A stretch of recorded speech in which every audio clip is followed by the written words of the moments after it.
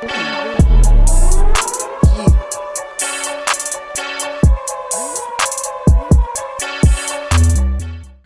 here with a Hawaii native, a University of Hawaii graduate, a sportscaster, news anchor, and a journalist who's had a mainstay on Sportscenter from 1996 until 2000.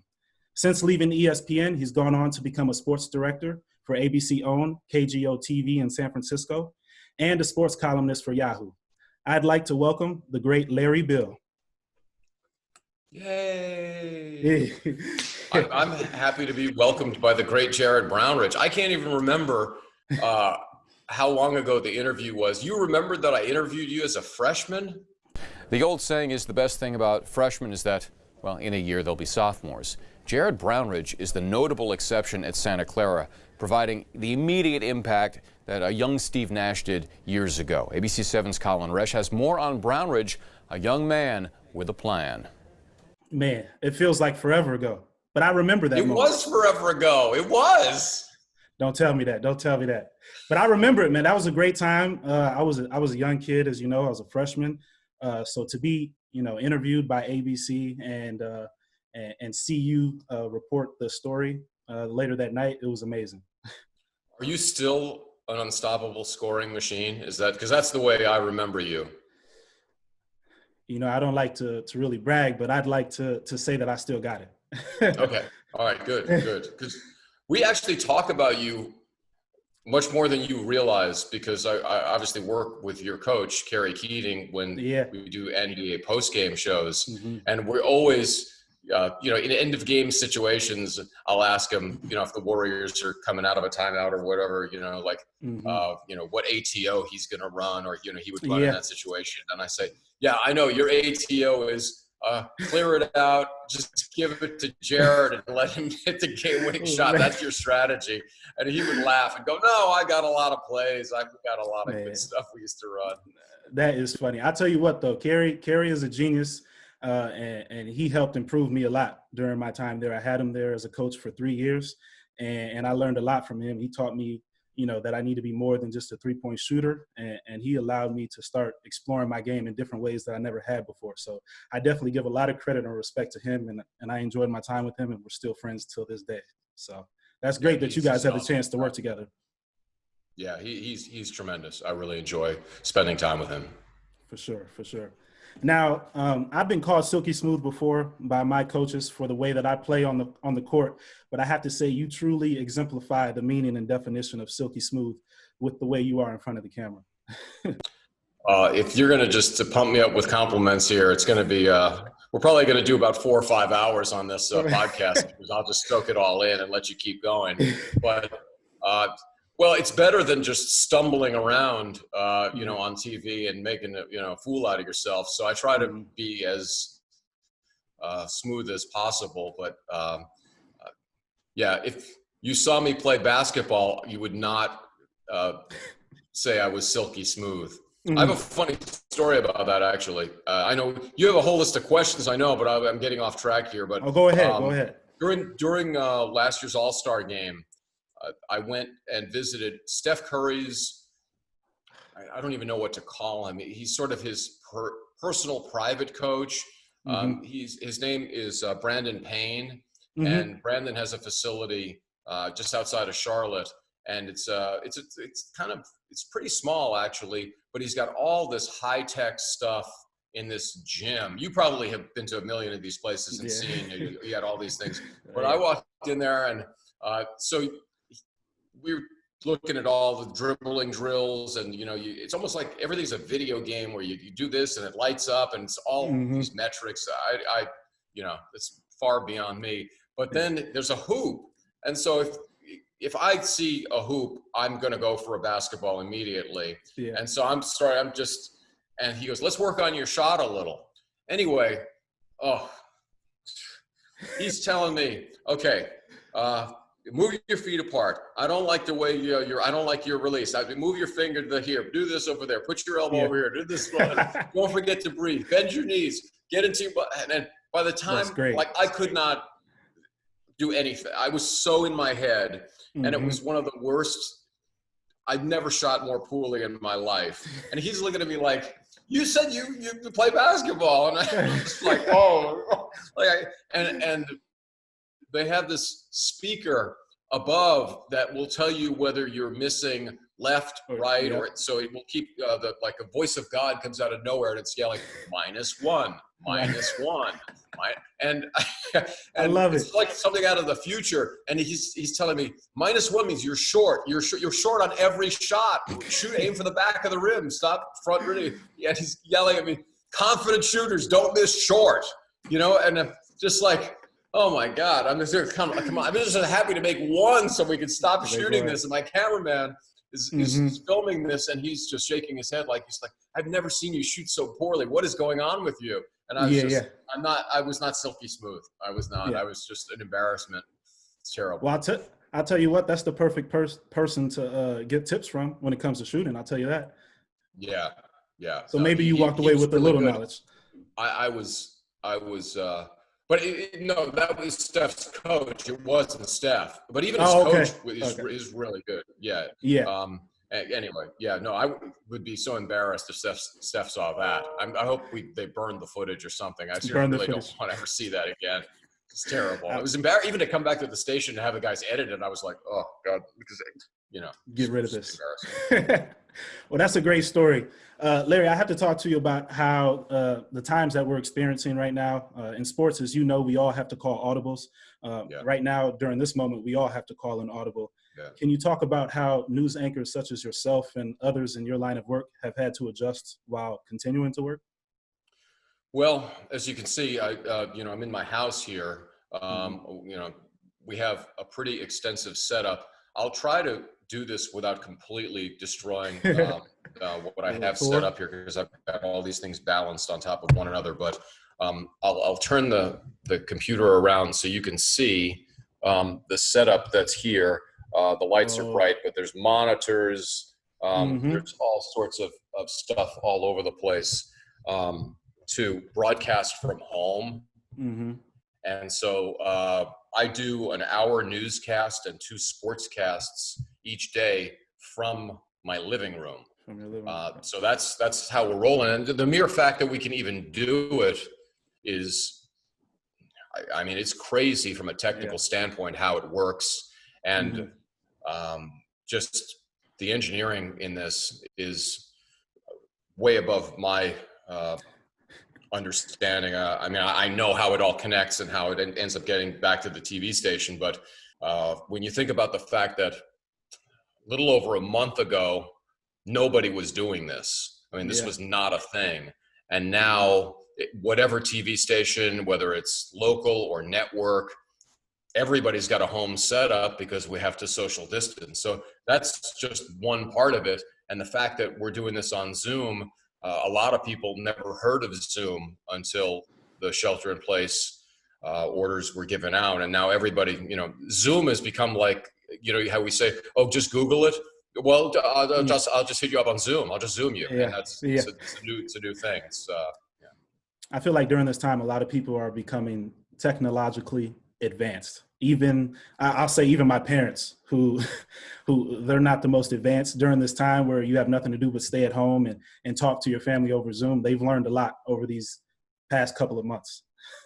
Well, even me, I had not used Zoom at all until this started. And the initial stages of, downloading the software and blah, blah, blah, click on this, do that. The initial setup, I was like, oh, I thought this was supposed to be easy. And all right, so now it's all set up and you just hit a button and it's good. But early on, it was a struggle. Same with all the equipment in my house, because I don't know, they have an engineer guy come in and set it up and he goes, okay, you're all set. And I'm okay, what do I do now? Like what happens if something, here's the rule on this. Whenever something is going to go wrong, it will only go wrong 5 minutes before you're about to go live. It will never happen hours ahead of time. It will be just a moment before you're set to do something, and then the thing starts blinking or beeping or whatever. And that's just how it is. It can be kind of stressful. People think, oh, you're working from home, it's so easy, blah, blah, blah. Yeah, it's easy until it's not that easy. Exactly. Well, just a few moments ago, you were talking about your jump shot. You, like many of us, have had aspirations to play professional sports. Yeah. Can you talk about the moment you realized that may not be in the cards for you and what steered you towards journalism? Well, so you mentioned I went to the University of Hawaii, and at the time I was like 17 or 18, and I thought I was a decent basketball player. And at the time, the school was, our team was so bad. I think they were like 2-29. It was just brutal, and nobody was going to the games. And I thought, well, if I can't play for these guys, I must be terrible. I ended up just not really dedicating myself because the team was so bad. And then I realized that the Lakers at the time had a guy by the name of Magic Johnson. And so, you know, they really didn't need me. And the Dallas Cowboys, that was my other thing. Growing up, I was a big Dallas Cowboys fan. And they had Herschel Walker. And before that, they had Tony Dorsett. Mm-hmm. And so, again, not really the big demand for my services in that area because I had decent speed at one point, and I thought, oh, okay. But there were moments along the way, and then I thought, well, if you can't play, the next best thing is to talk about these things and to try to get paid for that. And so that's what really led me down the path, because it was clear that I was not going to get paid to play any of these things, and had a number of awakening moments along the way. This is before your time, but Chaminade University is in Hawaii, and they pulled off the biggest upset of all time when they beat Ralph Sampson and Virginia before you were born. But I became friends with some of the guys on that team, and one of them was a little point guard by the name of Keith Whitney, who, and the story on that school was basically they were an NAIA school, and how should I put this? It was at a time when there wasn't really a lot of people looking at transcripts and looking to see what, so they basically had kind of a renegade Division I team of all these guys that for whatever reason left the mainland and came out to the middle of the Pacific, and nobody really was paying attention to what was going on. So they were loaded. So anyway, I became friends, and I was still, you know, in my early 20s. And so I told this guy, Keith, why don't we just go out and shoot? And anyway, it ends up, you know, in a one-on-one game, and he's the same size as me and everything and all that. And I'm thinking, all right, he's gonna learn some things today. And it just got out of hand really quick. And and it wasn't like, oh, I'm just having a bad day.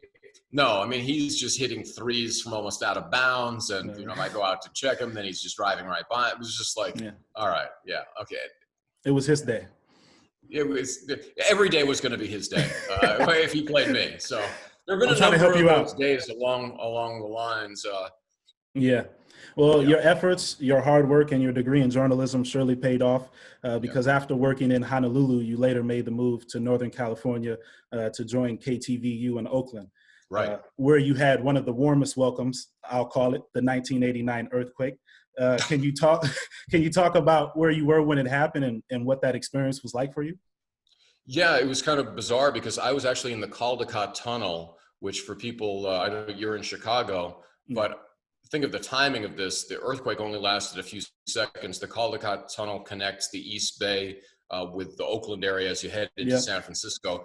And it's probably, I don't know, you're in the tunnel for maybe 30 or 40 seconds. During the earthquake, I was in the tunnel, and the tunnel didn't move an inch. It was incredible. And I happened to be driving my cousin's old car, and when I came out of the tunnel, I noticed the radio was not working, and so I'm like pounding on the dashboard trying to get the radio, because it was an old car that I was looking for a place to live because I was moving from Hawaii to the Bay Area, and I thought, man, this radio, this car is a piece of junk and all that. I finally get back to his place in Oakland, and his wife is like, "Are you okay?" And I'm like, Yeah, I'm okay. What's going on? Why would I not be okay? And she's like, there's been an earthquake. And I'm like, really? Really? Okay. And only later did I realize the magnitude of it. But I was actually in the tunnel, felt nothing. I had no idea that was happening. Well, lucky you. Yeah, no, that's the first place I'd run for the next earthquake. It might be hard to get to, but the timing of it was pretty interesting. Well, that's great. After being in California for 5.5 years, you left KTVU to join the ESPN network, where you were able to host alongside the names like Robin Roberts, Dan Patrick, and Keith Olbermann. Can you talk about the chemistry that you had between you and that crew? Well, you know, those people, the names, I could give you like 100 names of people behind the scenes and in front of the camera that we had a great camaraderie. And unlike now, when I got there, there was a total of 11 of us on the air, 11 total on the air. And so it was a pretty tight-knit group. And now there's like 100 people. You know, depending on when you watch, you don't watch shows. So they didn't have as many specialty shows or anything like that. So I did a bunch of sports centers with Robin. We used to do the 6 p.m. Sports Center a lot. Bob Lee, Charlie Steiner, you know, Dan, Keith, Craig Kilborn, who was fantastic and went on to have a great network career in comedy, and Steve Levy and Neil Everett, who's a great friend of mine. We were just watching Kenny Mayne. I could go. The best thing about those times were those people and the bond that I'm sure it's the same with you guys that you played with at Santa Clara. You're going to be friends for life with a lot of them, and so the same sort of thing. And it was a great experience. And we still, like, I have all these people in my phone, and we talk fairly regularly about, you know, just what's going on. That's awesome. Well, there has to be a funny or most embarrassing story that you can share with us between maybe you and that crew, or maybe something personally that happened on the ESPN set. The one that gets me the most, I mean, there's probably a bunch of them if I really were to write them all down, but there was, and this was like in my first year at SportsCenter. And when you start, or at least back then, and now guys start on ESPN News or whatever, it's kind of like the AAA before you get up. But back then, you just you just get thrown into the deep end of the pool. And so I'm doing late night SportsCenter. We're live. We were live at 2 a.m. to 3 a.m. So your body clock is all messed up. You're living, you know, kind of this crazy backwards life when you're doing those shows. We would go in at like 6 or 7 o'clock at night, and then you know, the end of the workday is 2 to 3 a.m. But anyway, Craig Kilborn loved hoops and was not a huge hockey fan, and he could not pronounce hockey names. And so he had a bunch of highlights, like 3 highlights in a row. And there was a goaltender that played, I want to say for the LA Kings, I think his name was Mikhail Shtalenkov. Anyway, he could not say Mikhail Shtalenkov, no matter how many times he tried in the highlight. And the highlight was almost all Mikhail Shtalenkov. And he was just butchering it and butchering it and butchering it. And so we're sitting right next to each other. And with each mistake, the producer is in my ear, making jokes and like mocking him. And I mean, it was all in fun because and so I'm laughing so hard. I'm trying not to laugh because he's just falling apart, but making fun of it. And invariably, this is the way it happens in TV. The next thing is me, after he's done with these highlights, is me on camera for like a 20 or 30 second story that I have to read. And I'm giggling so hard, and I'm trying to, and so I'm like, and the next story is about, and I'm just laughing and laughing. And I'm like, it sounded like Mickey Mouse on helium, because I'm trying to suppress the laughter so much, and I could not stop laughing. And so that was one of those, anybody that did that show, we will all remember that forever. It was hilarious. And I'm so glad that there's no footage of that available today, because it was one of those things where it's just, and the more you fight the laughter, the worse it gets. And you just keep, you know, like if somebody starts laughing, you laugh, and then everybody's laughing, and then you're just off the edge of the cliff, and then down you go. Exactly. And it was ridiculous. Yeah. Well, that's a great story. I mean, you're just like me. All my teammates know that if somebody says something funny and we're in an environment where we should be quiet, I can't hold it in. It's impossible for me. It's exactly the same thing. And it happens to this day where you could be doing a show with somebody and I'll just turn around and just try to, like, okay. Yeah. Just don't keep it together. Keep it together. Yeah. Well, you mentioned those early morning hours where you work the overnight shift, which you would generally come in at 2 a.m. Can you talk about how you prepare for that? You try to sleep as much as possible the night before, and just try to be a normal human, which was really hard. It was not good for me. I was bad at that schedule. My body did not like that.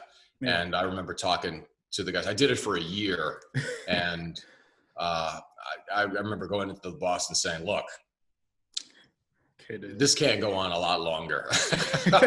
And so they ended up, hiring more people, and I got moved to other shows and did other shows from that point forward. But I was not, I tend to stay up late, but we would be there till sometimes, because the mistakes that we would make in the show live here, like 6 or 7 hours in a row, we had to fix the mistakes. So we would be there till 3:30, 3:45 a.m.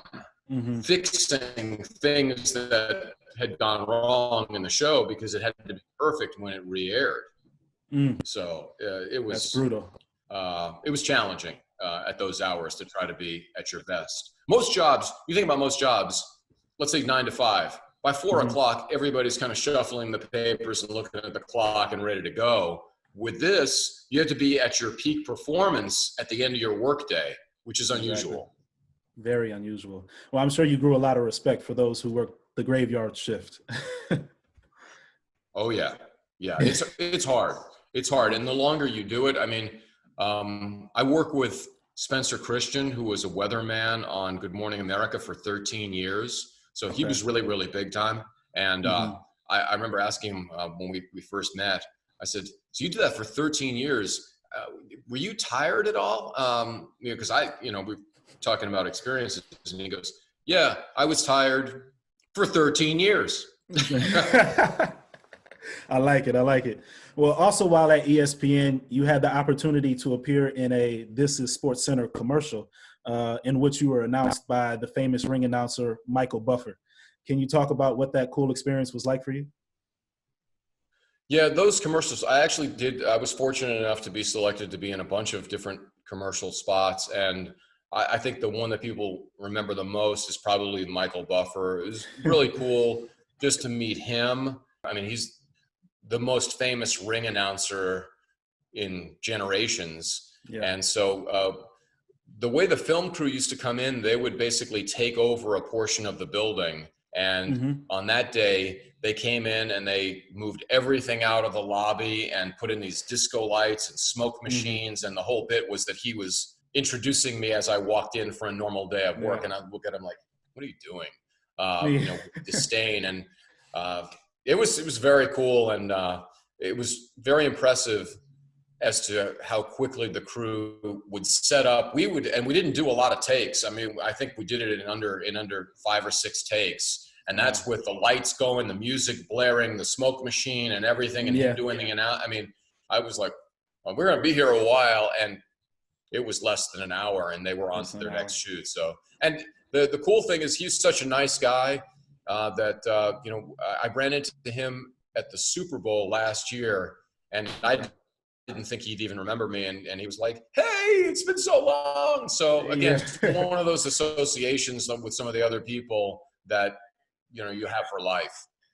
Yeah, well, I've watched that commercial a few times now, and I think it's really cool how ESPN always comes up with those very cool commercials that are catchy and make people laugh. So you guys definitely did that. Yeah, yeah. Now, as much as we've talked about your time at ESPN, in 2001, you made the decision to leave the renowned network on national TV and return back to local TV. Can you talk about the determining factors that led to your decision and anything you may have learned from making that decision? You know, for me, the East Coast was not where I wanted to be. And I remember going in to tell one of my bosses,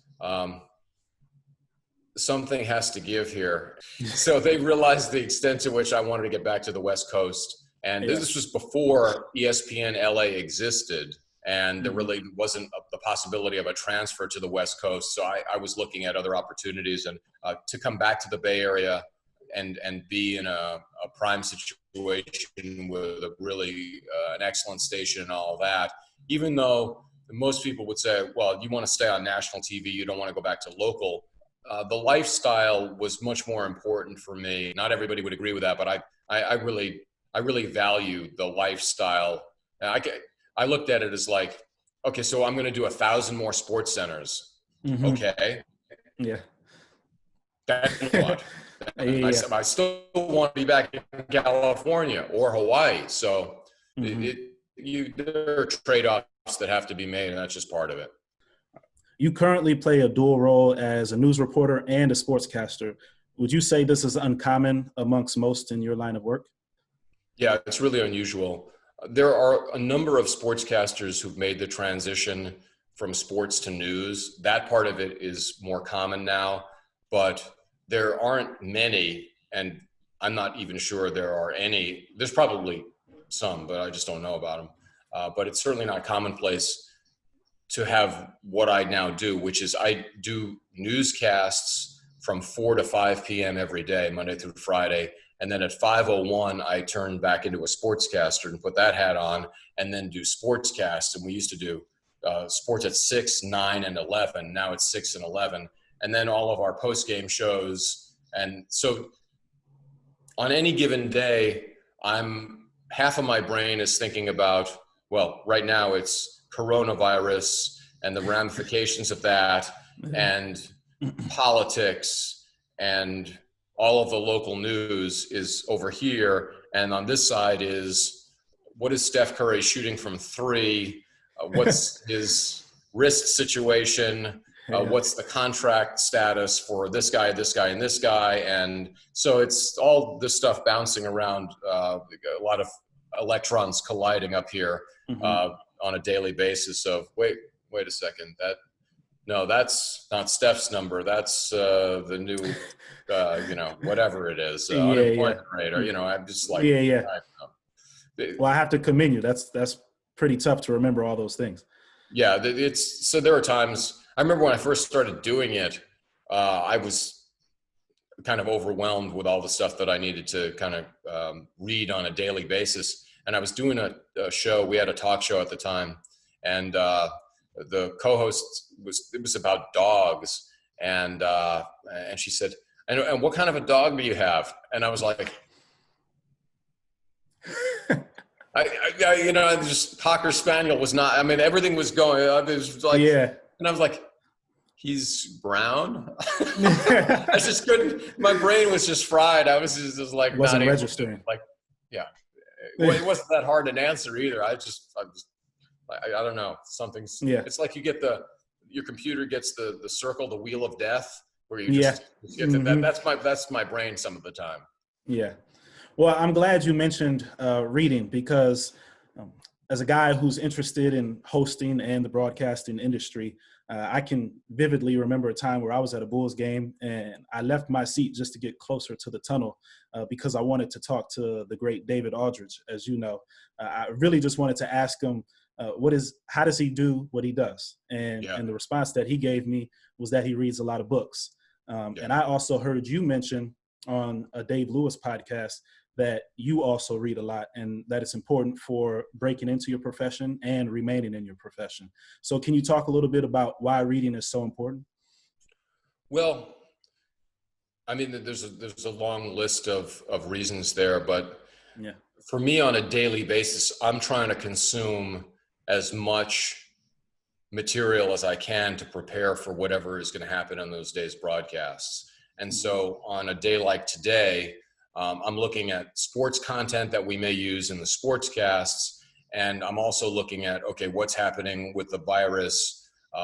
What are the new possible treatments? What's happening in Italy? What's happening in South Korea? What's happening? And so in order to be well-rounded, I think you've got to immerse yourself in whatever literature is out there for whatever the task is. Now, one of the regrets I have is that I don't make a lot of time for leisure type reading, or I read more articles and columns than I do books per se. And I wish I had more time to read books, but for a while I was getting into some fiction work just to kind of relax me and make it easier to go to sleep. And but I'm more back into the day-to-day of, okay, what's happening with all these teams and all these leagues and these proposals and all of that. And to me, it comes back to John Wooden, and I know your old coach, Kerry Keating, who he called me while we were doing this, and we should call him before we're all done, because I told him, I texted him that this was coming up here, but he was at UCLA before we went to Santa Clara. And so John Wooden, if you go to UCLA, you'll see the pyramid of success. And one of the things, and I've told my kids this over and over and over, he had a bunch of sayings. Failing to prepare is preparing to fail. Correct.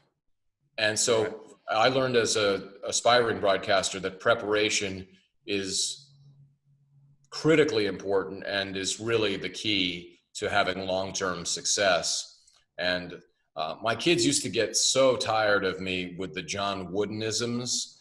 And, I would tell these stories. And I remember my youngest daughter, Nikki, and she was probably 9 or 10 years old. And I was trying to emphasize that whole thing. And, and she got tired of it. And she was like, oh, not the wood guy again. Oh, man. Like the great John Wooden, not the wood guy. Not the wood guy. Wow, Yeah, so that's crazy. Yeah. Well, there's so much to learn from him, so I don't blame you.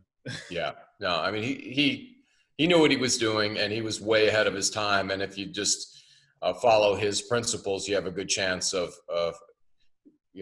being successful, or at the very least, you will know how to properly put on your socks and then your sneakers before you go out to take the court to play, which was always the first lesson that he did when they would start camp, and everybody would look at him like, yeah, we know how to put on our socks. And he was like, yeah, no, you don't, because if you do it wrong, you're going to get blisters, then you're not going to be able to play. So this is the first thing you need to master. So exactly. Learn the basics. That's great. Well, while we're on the topic, can you also give any other advice to somebody that may be watching this episode, and tell them what they need to do to break into your profession, or what might be useful for them to know? Well, again, I think preparation is key. Reading is key. Targeting what job you want is also really important. Like, figure out, okay, where do I really want to go? What is my target? Don't go ready, fire, aim. It's ready, aim, fire, and know what you're trying to do. And also the thing that I tell all of the kids that come through when they're interning with us is you got to get internships. You have to get into the workforce and make contacts. It's never been easier to network, and making a personal contact with somebody is so important. So I would always tell people, get those internships in the summer rolling and create those contacts and build your network. And now you have so many platforms, social media. You don't even have to go get a job in television.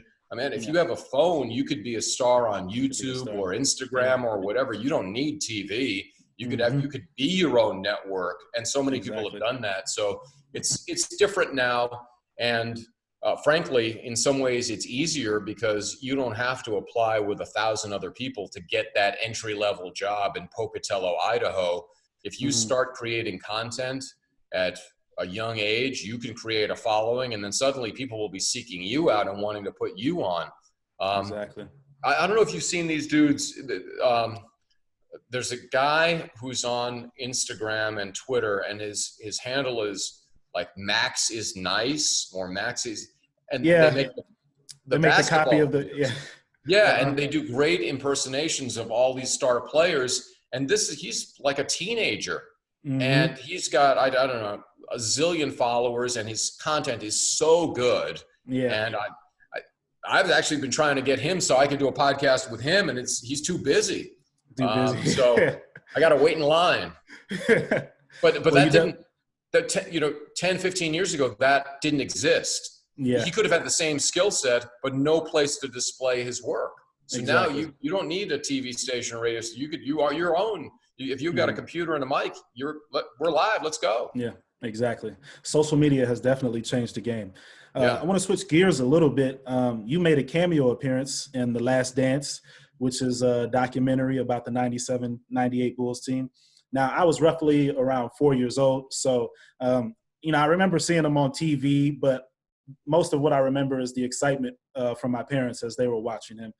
Can you talk to us about what it was like to cover Michael Jordan and the Bulls during that special time? Well, it's funny. Last week we were doing a podcast with Raheem Mostert, the 49ers running back. And like you, he was too young to know any of this. And so, he's grown up with LeBron is the best or Kobe's the best. And he was like, was Jordan really that good? Like, yeah, I know. And I was like, what? This is blasphemy. What kind of a question is this? But you don't know, I would ask an older person, was Bob Cousy, was Elgin Baylor, people that saw those dudes would say, oh, come on, you have no idea what you missed. And so, he was just larger than life.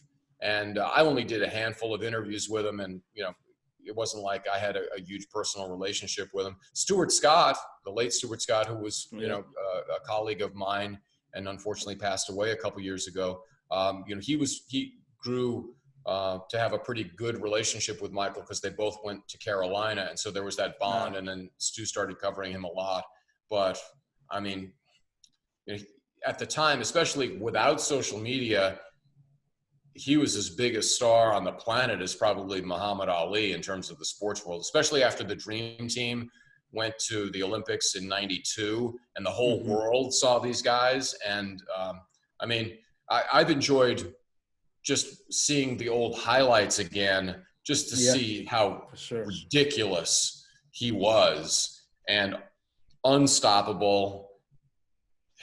Yeah. And if you saw Kobe in his prime, you basically saw a version Michael of MJ. Because he copied everything. He copied virtually every move. And physically they were so close, 6'6", 6'7", same frame pretty much. So, absurd talent, crazy talent. Yeah. And, you start to see as the episodes go by how maniacal he was about competing. And whatever it was, he had to win in everything. It didn't matter what, which, to a point is okay. After a while, you drive other people crazy. Exactly. But, that you can't get to be the best unless you're almost obsessed with that. Very true. Well, that was very cool that you got to document a time like that. And I'm looking forward to this week's episode because, as you know, it highlights the fight between Michael Jordan and Steve Kerr. Steve being a guy that you're around all the time. So I'm definitely looking forward to that. Now, after being at ESPN, I think Steve's not looking forward to it. Yeah, Steve is not, because he feels embarrassed by it. Well, I talked to him last week, and he was like, this is like way overblown. It's like, a 5-second thing, and we all moved on. But people want to talk about it 22 years later. It happened. Like, well, I'll ask you, how many practices have you been in where guys pushed or shoved or hit each other? Oh, I've been in a few of those practices for sure. And they were no big deal. Yeah, exactly. But because it's Michael Jordan and the Bulls and all, now we're talking about it 2 decades later, one random thing that happened. It's a good story. It really is a great story. And I'm as interested as anybody in hearing why it happened and the ramifications of it. But I'm sure just like all these other things, it's like, yeah, okay, 5 minutes later, everybody's calmed down, and it's like, okay, yeah, who are we playing tonight? What do we got? What are we doing? Exactly.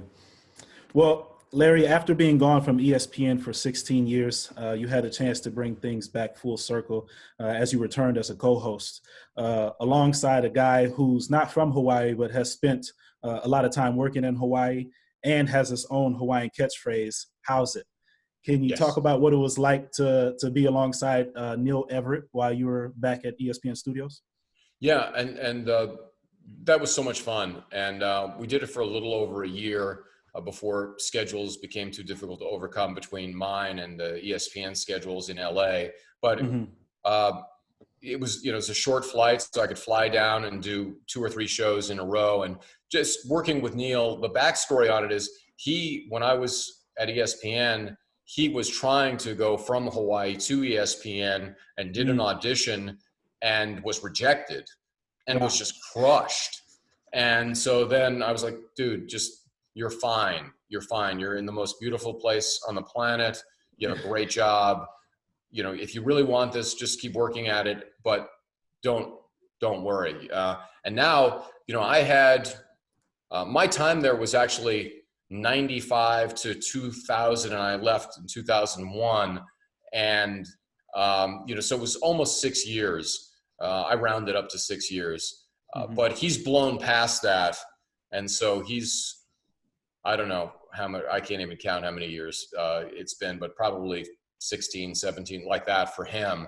And a lot of it was back in Bristol. So if you can go from Hawaii and do a decade back in Connecticut, I bow down and you got it. You do better. And, but we're great friends. And we actually had talked about getting together in Vegas at the Final Four this year, because he goes up with some coaching buddies that we both know, and had kicked it around. And then obviously the whole universe changed. But, we always joke about when we're done with TV, going back and opening up like a surf shop or a shave ice stand in Hawaii. And that'll be it. That will be fine. Well, I've never been to Hawaii, so if you guys do that, you got to let me know, because I'll definitely come visit. Oh, what have you been doing, Jared? You've been all over the world, man. How do you not get there? I know that's the one thing on my list. And I had a few friends from Santa Clara who were from Hawaii, from the Oahu Islands. So I need to go out there and see what it's like. Yeah, definitely. I'll do that for sure. We can work that out. We can hook that up. I like it. Perfect. Now, you're around the Warriors a lot. My favorite player in the game today is Steph Curry. Can you talk about maybe the best personal story that you have of him? Okay. This one's a little bit embarrassing, but I'll give it to you anyway, just because I like you. And maybe if this goes well, you come back to California, you can help me on my game. But so first of all, Steph is the most humble superstar that I've ever been around. He's amazing. His parents did a great job with him, and he's always looking to try to give and to help, and use really more in the past few years, use his platform to push causes that he believes in. This is a different kind of a story though. This was 2 years ago. We are on a flight together because the Warriors are going to go play 2 preseason games in China. And, we were fortunate enough to be invited to travel with the team and stay at their hotel and basically shadow them. And there was a lot of red tape because the Chinese government and everything has to be approved and all that. And so we were flying on their charter flight, which was amazing. It was incredible in terms of everything, first class and all this food, and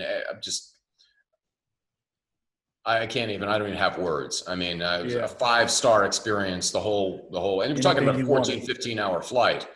So I had a strategy, because everybody's got this, you got to get your body clock right. So when you land, you're okay. And, you're going to be messed up for a few days. And one guy, it's funny because his goal was to get on the plane and get to sleep as fast as he could. And so he's got all this, face masks and headphones, and he just looked like, I don't know. He was just like going into some hazmat situation. He was just covered. Everything was covered so he could block out everything. And I was like, that seems a little dramatic, but okay. So I had my own strategy. And my strategy was, okay, if I'm going to be on this plane 14, 15 hours, what I'm going to do is I'm going to drink a lot and then pass out for the last half of the flight. And they would serve you. I mean, it was just an endless supply of food and beverages and food and beverages and food. And everything was fantastic, the best you could have and all this. So I'm like 6 or 7 drinks in. And I don't know how many hours we were into the flight, 5 hours or whatever. And Steph gets up, and the players were in the front of the plane, and the media was in the back of the plane. And he just wanted to stretch his legs, and he came back and was like, all right, I need to stand up and move around. What are you guys up to? And so there was probably like a half a dozen of us, and I'm just, like this. And I don't even remember really what the conversation was, but at one point, Steph looks at me and he goes, "How many of those have you had?" And I go, "I don't know. I don't know, maybe 7 or so." And he goes, "You're done. You're done. Go back to your seat. Go back." He cut you off. He cut me off. Steph cut me off. He's like, "This is for your own good. You need to go to sleep." I said, "I'm trying to go to sleep. That's why I'm drinking all these. I would never drink all these." And he's like, yeah, you need to, that's it. Try to go to sleep right now because you're not yourself. So go back there. So he was looking out for me at the time. And it was absurd. And it didn't work either. It didn't work because I think I had so much sugar in my body from the drinks that I was all restless. Then I couldn't sleep. And then naturally the dude that had the headphones and the mask and all that, he was perfect. He came off the plane ready to go. And I was like, oh, I'm an idiot. I'm just an idiot. Well, that's good that Steph, had your back though. He was looking out for you. Yeah, he was. Now, I'll end with this before we get to our rapid fire questions. Can you tell us one of the greatest lessons you've learned in life and how it has helped you moving forward? I know there's many lessons you've probably learned, but one of the greatest. That's a complicated question. Well, we touched on a little bit. I think preparation is key to anything you're going to try to achieve. And one of the things I always tell my girls who are in their 20s now is, as long as you put in the effort, whatever the result is, it's okay to live with that. Because you're not going to be great at everything. And so if you try as hard as you can, like I'm not great at math, like especially higher math. So if I was to go into some economics class and studying whatever theories or whatever, I'm probably not going to be great at that. And so maybe the best that I could do would be a C on a test. As long as you give it all that you have, if that's the result, just own it. There's going to be other things that you're going to be better at. But if you just mail it in and don't even try, that I don't respect. At least give me the effort. We're not all going to, it's just like the shooting thing. We're not all going to be Steph Curry. I can't hit 93 out of 100 threes, okay? But if I work really hard at it, and maybe I could get to, I don't know, 40, whatever the number is. If I put in the energy and the time and devote that fully and commit to it, whatever the result is, that's fine. That's probably, don't beat yourself up because you couldn't attain some level that somebody else did. Because everybody's always comparing, especially now on social media. This is all the Instagram, everybody with their fake lives and this and that. And nobody's posting their darkest moments in life. They're posting, I'm having a party. I'm amazing. I just got this and that. And look at my new car and I'm on the beach and whatever. So that's not real life. But as long as you put in the time and the energy, live with the results and know in your heart that I did the best that I could. I think that's the most. And the other thing I would say is, in most situations, it's probably better to underreact than overreact. Correct. Because we're always overreacting to everything, especially nowadays. It's better to take a deep breath and step back and play a little cooler. Kind of like this dude that used to play Jared Brownridge in the final 10 seconds of a game. I got this. Just get out of the way and let me do my thing. And just let me just win the game, please. Get out. I love that. Yeah. I love that. Well, you bring up a great point with social media. I think that's the one negative impact that it has, which is, everybody only puts their brightest moments up there. Yeah. So if you go on there and you look at it, and you're somebody who's, self-conscious, you're looking at it, seeing somebody living a great life, having a great time, but you don't know, all the downtimes that they went through. So you can't really try to compare yourself to other people. And I think that lesson that you shared is something that I like to live by as well. So that was definitely a great message. Thank you. All right. Well, we'll end with a few rapid fire questions. So I'll just ask you a few, just shout out your answer. Favorite restaurant in the Bay? Okay. There's a few, but well, we haven't been to a restaurant in a while, Jared. So you got to think about that. But we used to go to a place called Bridges in Danville. It was really good. They filmed the movie Mrs. Doubtfire there. Haven't been there in a while, but there's a sushi place at Hacienda Plaza that we always go to. Great sushi just before we go to the movies. I wish I knew the name of the place. I can't even remember it. I hope they're still open. I hope they're going to be open when this all ends. But I would say there's also another place in Danville called Incontro if you like Italian food. We tend to stay around here and not so much in San Francisco. Okay. Favorite getaway in California? Favorite getaway? My favorite getaway is not in California. It's back in Hawaii. So, but if I am getting away in California, it's Santa Barbara, which is where both of my girls went to school and now both live. And Santa Barbara is sweet. Oh, favorite Hawaiian island? Oahu, because that's where, I spent the most of my time growing up, but Maui is outstanding. And another one of my best friends who also played college basketball lives over there. So I love Maui. All the islands are great. They all have unique qualities, and it's hard to go there and have a bad time. It's just I'm an ocean guy. I love the water. I love the sun. I love the beach, and so Maui, Oahu, Kauai. Take your pick. I bet. Okay, perfect. Most inspiring Silicon Valley figure?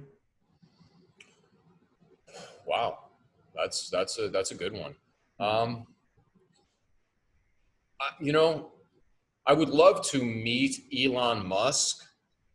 I was going to say the same thing. He's kind of nuts.